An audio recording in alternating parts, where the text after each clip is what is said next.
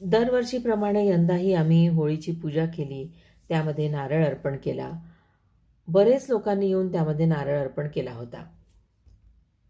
परंतु ही होळी थोडीशी शांत झाल्यानंतर त्यातला हा नारळ काढून प्रसाद म्हणून घरी घेऊन जातात आणि तो खातात, हे मात्र मला खरंच माहिती नव्हतं. आज जेव्हा मी काही लोकांना अशा प्रकारे त्यातनं काडीने नारळ बाहेर काढून आणि तो घरी घेऊन जाताना बघितलं, तेव्हा मीही उत्सुकतेपोटी एक नारळ घरी घेऊन आले.